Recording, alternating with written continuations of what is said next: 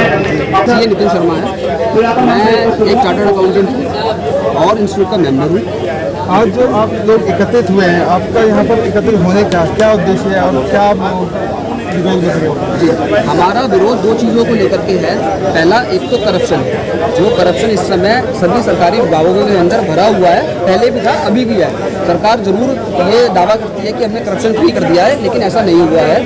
सभी अधिकारी अपने पद का फ़ायदा उठाते हैं और उससे जो भी करप्शन होता है वो पूरा सिस्टम ऐसा तैयार कर दिया उन लोगों ने कि अगर आप डिपार्टमेंट में इंक्लूड होते हैं, आप वहाँ पर कुछ काम कराने जाते हैं, तो आपको करप्शन से जूझना पड़ेगा। या तो आप उसके विरोध में खड़े होंगे तो आपका काम नहीं होगा, और अगर आप उसको साथ देते हैं तो आप भी उसका हिस्सा बन जाते हैं। तो हम उस करप्शन के विरोध में आज यहाँ पर एकत्रित हुए हैं। और दूसरा सीए प्रोटेक्शन बिल के लिए, जिसके अंदर की सीए को, चार्टर्ड अकाउंटेंट को आज एक जो सॉफ्ट टारगेट बनाया जा रहा है। हर केस के अंदर कोई भी डिपार्टमेंट के अंदर फ्रॉड होगा, सीधा उठाया कि सब गलती चार्टर्ड अकाउंटेंट की, इसको पकड़ के अरेस्ट कर दो। अगर आपको पता हो, रिसेंटली गुड़गांव में केस हुआ है जहाँ पर एक रिफंड 15 करोड़ का रिफंड हुआ, पास किया गया जीएसटी का रिफंड।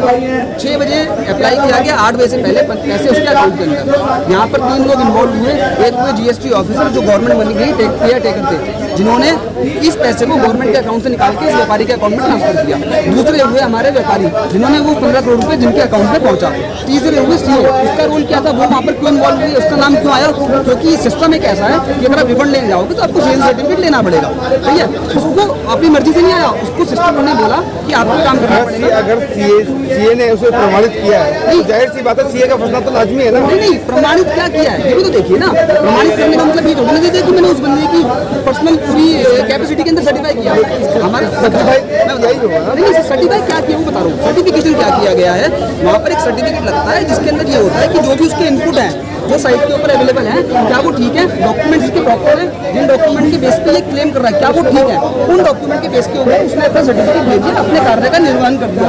सेम बात आती है जीएसटी डिपार्टमेंट वालों से। हमने उनसे पूछा कि आपने रिफंड कैसे पास कर दिया, तो उन्होंने बोला जब हमने चेक किया था तब सब कुछ सही था। तो जब आपने चेक किया तब सही था, तो जब हमने चेक किया होगा तब सही नहीं होगा। हमारा नंबर तो आपसे पहले है, पहले हमने चेक किया, बाद में आपने रिफंड किया है। बात समझने की कोशिश करें, क्रोनोलॉजी है। पहले मैं चेक करूंगा, आप आज वीडियो बना रहे हैं तो बाद में अपलोड होगी ना। तो पहले मैंने चेक किया, उस समय था, जब आपने चेक किया तब देखा, आज बंदा बात किया, हम नहीं कर सकते ना। हम सर्टिफिकेट देने का ठीक है, सारी मेरे से तो यहाँ पर हमारा कहना ये था कि इस केस के अंदर सॉफ्ट टारगेट बना के उन सीए को दोनों जो हमारे सीए भाई हैं उनको जेल में डाल दिया गया। उनके ऊपर इतनी कड़ी कार्रवाई की गई है। और जो जीएसटी ऑफिसर हैं, हमारे विरोध के बाद किया क्या गया ट्रांसफर, वो भी विरोध के बाद, पहले नहीं। दूसरी बात, यहाँ पर हम जो इतना करप्शन है, इतना करप्शन में पूरे लिप्त हैं। और हमारे पास भाई के पास एक पेपर भी है, एक रिकॉर्ड है, जिसके अंदर ये बताया गया है कि इतने हजारों करोड़ के फ्रॉड हुए हैं जो कि डिपार्टमेंट ने खुद पकड़े हैं। तो वहाँ पर भी क्या होता है, इंटरनल इंक्वायरी, जिसके अंदर मैक्सिमम क्या किया जाता है जी, ट्रांसफर। सस्पेंड क्यों नहीं किया जाता? अगर मेरी गलती पाई जा रही है, आपने एक मेंबर को जेल में डाल दिया, आपने उस अधिकारी का अभी तक उसको सस्पेंड क्यों नहीं किया? वो क्यों गवर्नमेंट के पैसे को अभी भी ले रहा है? वो आपने क्या किया, ट्रांसफर करके क्या वो वहाँ करप्शन नहीं करेगा? ट्रांसफर करने से क्या उसका ये अधिकार रुक गया? तो हम इसके विरोध में यहाँ पर हैं। और दूसरा सीए प्रोटेक्शन बिल इसलिए क्योंकि एक सीए जब आज अपना काम, सीए प्रोटेक्शन बिल से जो मांग कर रहे हैं वो किससे कर रहे हैं और क्यों कर रहे हैं? सर, मांग से गवर्नमेंट से ही की जा सकती है क्योंकि गवर्नमेंट कानून बनाती है, ठीक है। वैसे एडवोकेटों का प्रोटेक्शन बिल है क्योंकि उनकी भी एक जिम्मेदारी होती है। वो किसी क्रिमिनल के लिए, क्रिमिनल नहीं कहूँगा, किसी अपने क्लाइंट के लिए लड़ते हैं तो वहाँ पर उनकी जान को भी खतरा होता है, कुछ चीज़ों से उनको भी गुजरना पड़ता है। ऐसे ही आज सिचुएशन सीए के लिए आ गई है। देखिए, इसमें हमें समझना पड़ेगा कि फ्रॉड हुआ कैसे है।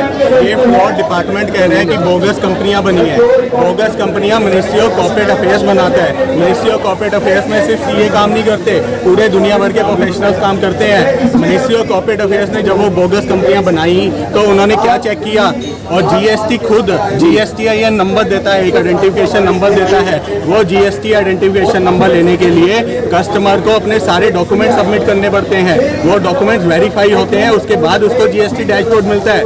इनपुट आउटपुट अगर क्लेम हुआ रिफंड, जो वो कह रहे हैं डिपार्टमेंट की एक फर्जी रिफंड क्लेम हुआ, वो फर्जी रिफंड कैसे बना? वो बना इनके GST डैशबोर्ड में उस कस्टमर से जिनको इन्होंने अप्रूव किया।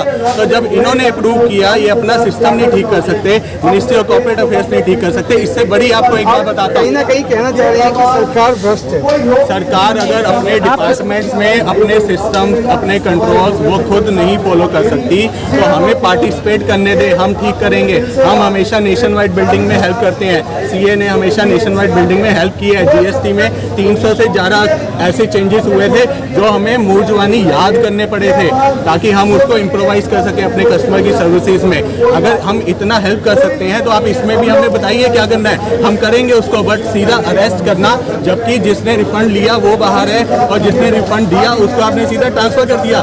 ट्रांसफर तो उसके लिए रिवार्ड है, ट्रांसफर करना तो उसके लिए एक नई जिंदगी है कि उसके ऊपर क्वेरी नहीं होगी, नई जगह पे वो जाके फिर वही काम करेगा। तो आपने उसको जेल में क्यों नहीं डाला?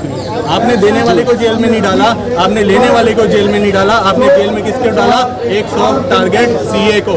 तो हम उसके अगेंस्ट है कि आपने वो सीए का अरेस्ट जो है उन दो लोगों को क्यों नहीं किया अगर नहीं था। सीए भाइयों के साथ जो गलत हुआ उसके विरोध में आप यहाँ आज खड़े हैं। और सीए प्रोटेक्शन बिल उसी से ही रिलेटेड है। अभी जैसे इन भाइयों के साथ हमारा गलत हुआ, ऐसा किसी और सीए के साथ ना हो, यही सीए प्रोटेक्शन बिल है। यही सीए प्रोटेक्शन बिल है कि फेयर इंक्वायरी होनी चाहिए, सीबीआई में जांच होनी चाहिए हर चीज की। अगर आप फेयर इसमें क्वेरी करना चाहते हैं, इंक्वायरी करना चाहते हैं तो आप सीबीआई में उसकी इन्वेस्टिगेट करवाएं।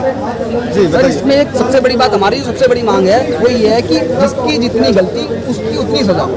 ये तो हमारा अधिकार है, ये तो एक आम आदमी का अधिकार है। तो हम सिर्फ यही चाहते हैं कि इस केस की जांच हो, सीबीआई जांच हो, जिसकी जितनी गलती हो उसको उतनी सजा मिले। अगर हमारा सीए साथी किसी भी तरीके से इन्वॉल्व पाया जाता है तो उसका जितना इन्वॉल्वमेंट हो उसको उतनी सजा मिले, सीए अधिकारी को उतनी सजा मिले जितना उसका इन्वॉल्वमेंट है, और जो व्यापारी था उसको भी। हमारी सिर्फ इस मांग को हम आपके चैनल के माध्यम से बताना चाहते हैं कि जितनी सजा गलती है उसको उतनी सजा मिले। ये न्याय हमारा हमें ये अधिकार देता है और हम ये चाहते हैं। ये हमारी एक बहुत ही निष्पक्ष मांग है। ठीक है जी। आपको क्या लगता है कि जंतर मंतर पर एक बार प्रदर्शन करने से आपको सफलता प्राप्त हो जाएगी? नहीं सर, ये प्रोटेस्ट हमारा 2 अप्रैल को भी हो चुका है। गुड़गांव के अंदर 4-5 दिन प्रोटेस्ट चला है, ऐसा नहीं है एक जगह पर हो रहा है। जनता ये भी जानना चाहती है कि आपके इस ट्रस्ट में कहाँ से लोग आए हुए हैं कि या केवल दिल्ली और गुड़गांव? नहीं सर, यहाँ पर दिल्ली गुड़गांव से नहीं है, पूरे इंडिया से लोग हैं, अमृतसर के हैं, चंडीगढ़ से हैं, हिसार से हैं, भिवाड़ी से हैं, फरीदाबाद से हैं, गुड़गांव से हैं, पूरा एनसीआर कवर हुआ। प्रदेशों से आए हैं बिल्कुल आए हुए हैं जी, बिल्कुल एक साथ हैं। जो लोग हमारे साथ यहाँ पर नहीं जुड़ पा रहे हैं वो हमारी इस मुहिम में शामिल हैं। ऐसा नहीं किसी को कोई पर्सनल कारण से हो सकता है वो ना आ पाया हो, तो आप इसकी संख्या को यहाँ से मत जज कीजिए। ये संख्या हजारों में है अभी और लाखों में पहुँच जाएगी बहुत जल्द, क्योंकि 2 अप्रैल से जो स्टार्ट हुआ था अभी ये आगे बढ़ रहा है, रुकने वाला नहीं है। तमाम जगहों पर भी प्रदर्शन चल रहा है या नहीं चल रहा, आज सभी यहाँ चल रहा है, जहाँ पर भी है। देखिए सर, प्रदर्शन की गिनती आप ऐसे नहीं कर सकते, यहाँ पे अवेलेबल है। आपको थोड़ी सी संख्या की जानकारी दे दूंगा, मैं आपको संख्या की जानकारी दे दूंगा। 23 मई को अम्बाला ब्रांच ने डिप्टी कमिश्नर को एमओए दिया है, अपनी डिक्लेरेशन बताई है, वहाँ पर भी लोग गए थे। 23 मई को ही एसोसिएशन ऑफ चार्टर्ड अकाउंटेंट ने, 23 मई को ही मुक्तार ने, 23 मई को ही टैक्सेशन बार ने बहादुरगढ़ में, 23 मई को ही बहादुरगढ़ में, 23 मई को ही बिहारवाड़ी में। इस तरीके से बहुत लंबी लिस्ट है। और ये अभी शुरुआत है, ये अभी शुरुआत है, हम इसको अभी रोकेंगे नहीं। यहाँ पे हमें जब तक करप्शन फ्री इंडिया नहीं मिलेगा। मैं जीएसटी करप्शन की बात करूँ तो पीआईबी की साइट ने खुद बताया है 7,896 रुपये का करोड़, 7,896 करोड़ का करोड़ जो फ्रॉड है वो 3 मार्च 2020 को डिक्लेयर्ड है।